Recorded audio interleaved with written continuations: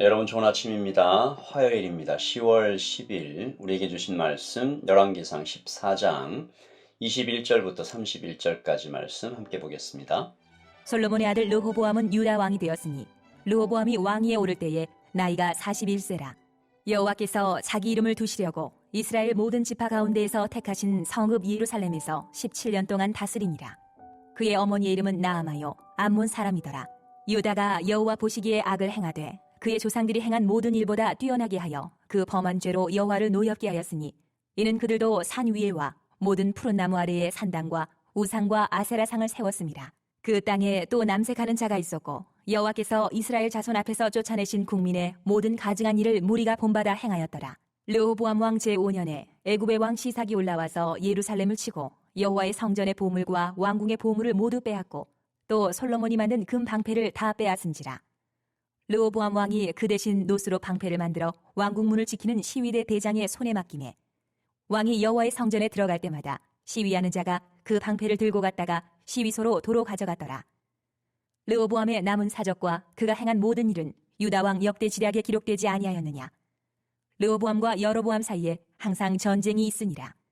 르호보암이 그의 조상들과 함께 자니 그의 조상들과 함께 다윗성에 장사되니라. 그의 어머니의 이름은 나아마요 암몬 사람이더라.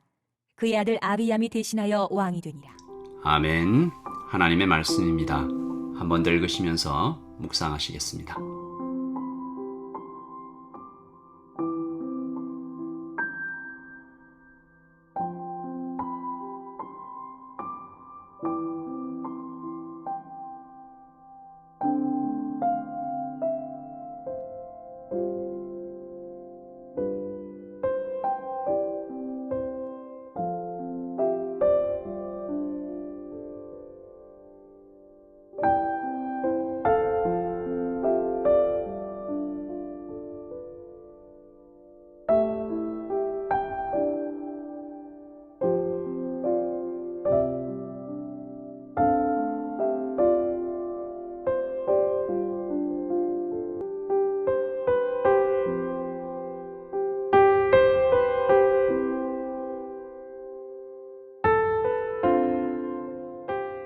오늘 말씀 21절이 중요하죠. 21절에서 하나님께서는 르호보암과 그의 어머니 그리고 도시 예루살렘에 대해서 가르쳐 주십니다. 특별히 예루살렘에 대한 설명이 이렇게 되어 있죠.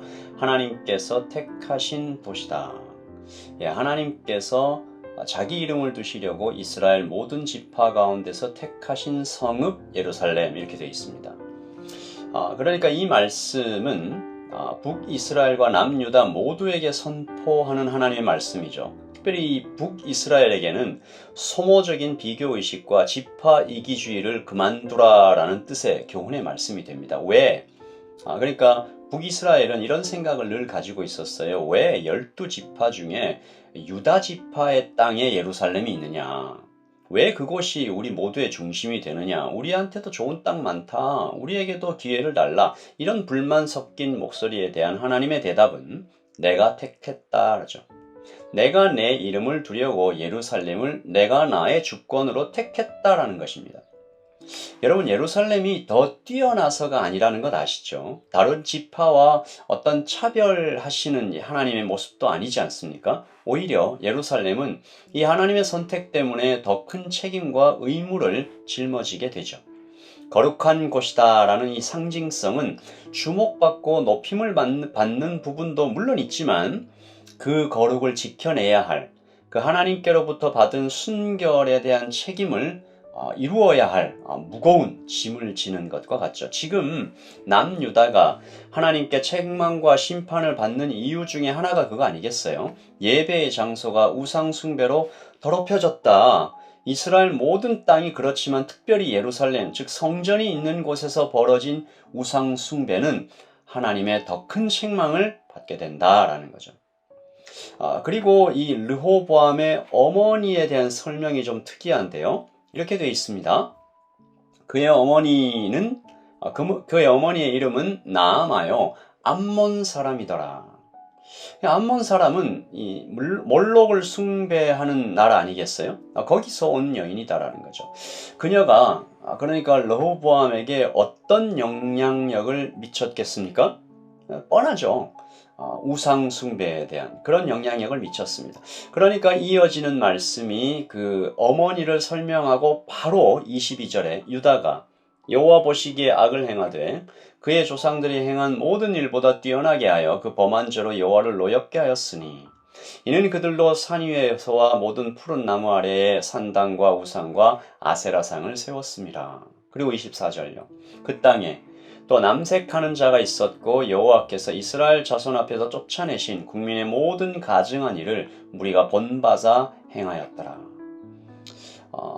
이 르호보암이 그 앞에 조상들이 행했던 악을 똑같이 행했는데 더 뛰어나게 했다. 산과 나무 아래에 우상을 세우고 남색 즉 동성애를 행하고 모든 가증한 일을 행했다. 그 어머니에게서 받은 르호보암이 그 어머니에게서 받은 영향력, 나쁜 영향력을 그대로 보여주는 거죠. 특별히 24절 마지막에 보면 무리가 본받아 행했다라는 거죠. 누구를 본받았을까요? 가르치는 자들, 즉 높은 자리에 있는 자들, 다시 말해서 하나님의 축복을 더 많이 받은 자들, 하나님께로부터 받은 책임이 더 큰 자들, 마치 예루살렘이 그랬던 것처럼 그들이 그 하나님께로부터 받은 축복으로 더러운 악을 행하는 모습, 그리고 자신만 죽어가는 것이 아니라 백성 전체에게 죄의 바이러스를 뿌리는 장면이 아프게 기록되는 것이죠. 여러분, 안에서 무너지면 밖에서 쳐들어옵니다. 그러므로 이 나라 안에 한 국가의 도덕이 굉장히 중요한데요. 도덕이 무너지면 상식이 무너집니다. 상식이 무너지면 법치가 무너지고 법치가 무너지면 그 다음부터는 도미노처럼 경제, 문화, 국방이 다 무너집니다. 그래서 우리는 가정을 세워달라 기도하는 것입니다.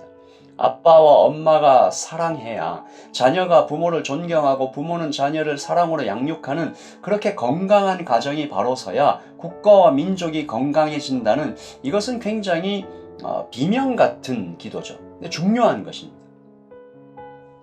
애굽의 왕이 이 예루살렘이 무너지고 유다가 죄에 빠져들어가는 지경에 예루살렘을 공격해 들어오죠. 왜 그럴까요? 도덕이 무너지니까, 상식이 무너지니까, 하나님을 붙잡는 이 신앙에서 모든 것이 다 무너져가는 과정들이죠. 그들이 옵니다. 26절에 보면 그들의 목적을 이렇게 기록하네요. 여호와의 성전의 보물과 왕궁의 보물을 모두 빼앗고 또 솔로몬이 만든 금방패를 다 빼앗은지라. 굉장히 상징적인 장면이죠. 솔로몬이 그 넘치는 그 돈으로 화려하게 장식해 두었던 모든 것들이 이제 약해진 국경을 틈타나서 강도들의 욕심을 오히려 자극하는 장면입니다. 다시 말해서 굉장히 화려한 재물들이 위험을 끌어들이고 있죠. 그러니까 우리가 강해지고 부자되기 원할 때, 그것들을 원할 때 조심해야 되는 것은 하나님의 뜻에 따라 된 강함이 아니라면 오히려 원수들의 입맛을 자극할 뿐이라는 거죠. 그러니까 다시 한번 우리는 하나님의 날개 아래서만 오직 안전함을 고백하게 되는 거죠. 오늘 말씀에서 정말 안타깝고 쓸쓸한 장면은 27절과 28절입니다. 르호보암 왕이 금방패 뺏겼잖아요. 그 대신 노스로 방패를 만들어 왕궁문을 지키는 시위대 대장의 손에 맡김에 28절 왕이 여호와의 성전에 들어갈 때마다 시위하는 자가 그 방패를 들고 갔다가 시위소로 도로 가져갔더라. 금방패 다 뺏겼어요. 이제 다시 금으로 방패 만들려니까 돈도 없고 힘도 없고 정성도 없어요. 그런데 아직 미련은 남았어요. 그래서 노스로 만들어요. 그리고 군대 보고 지키라고 해요. 성전에 전시했다가 밤이 되면 군대 창고에 보존해서 지켜라. 이 성공과 돈의 우상에 붙잡힌 사람의 쓸쓸한 모습입니다. 뺏길까봐 불안해해요. 그런데 손에서 놓기는 싫어요. 포기는 안 돼요. 가짜라도 만들어서 손에 쥐는 거죠. 깊이 보관하고 그거 쳐다보면서 마음의 위안을 얻습니다. 가련한 초조함이죠. 복음을 알 때 우리는 이 가련한 초조함에서 해방됩니다. 방패 없어도 돼요. 금보다 귀한 우리 주님이 나와 함께 계시면 군대가 나를 안전하게 해주지 않아도 돼요. 필요하지만 절대적이지는 않은 거죠. 하나님의 품 안에 있는 것이 훨씬 더 안전합니다. 옛 영광의 끝자락을 붙잡고 비틀비틀 걷는 인생을 살지 않아도 됩니다. 그래서 오늘 우리 아침에 우리는 이렇게 기도하는 거죠. 주님, 벗어나게 하세요. 해주세요. 솟아오르게 해주세요. 움켜잡고 있는 것, 그것이 무엇이든 높게 해주세요. 그리고 진짜 가치 있는 곳에 내 인생을 드리게 해주세요. 주님, 사랑하고 찬양합니다. 우리 같이 기도하겠습니다. 하나님 아버지, 르호보암이 어머니 나아마의 암몬 사람의 영향을 받아서 유다 온 지파의 우상 숭배가 퍼져나가는 장면을 봅니다. 안에서 무너져서 밖이 다 뚫리고 금방패 다 빼앗기고 그래도 미련을 남아서 놋방패 만들고 초조하게 가련한 초조함을 봅니다. 주님, 우리도 이렇게 될 수 있음을, 우리도 잠깐 주님 놓으면 이렇게 될 수 있음을 고백합니다. 주님, 군대가 아니라 금이 아니라 우리의 어떤 능력이 아니라 나의 어떤 것이 아니라 오직 주님의 품 안에 주님의 날개 아래 우리가 안전함을 고백합니다. 만족됨을 고백합니다. 주님이 우리를 이미 온전히 인정하고 계심을 고백합니다. 벗어나고 솟아오르고 손에서 놓고 진짜 가치 있는 곳에 우리의 인생을 드리게 하여 주시옵소서. 오늘 이 말씀 듣는 우리 모두가 주님을 따라 걸어가는 우리 인생 될 수 있도록 주님 우리를 붙잡아 주시옵소서. 감사합니다. 예수님의 이름으로 기도합니다. 아멘.